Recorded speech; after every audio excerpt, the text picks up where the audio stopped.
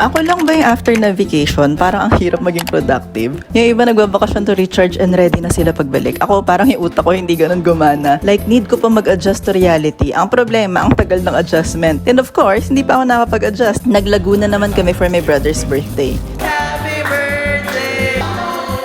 Swimming! Billiards!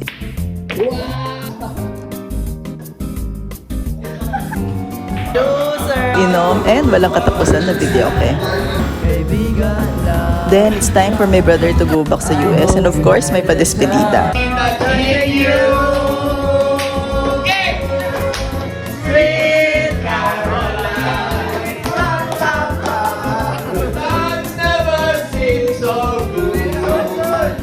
So kiss me and smile for me.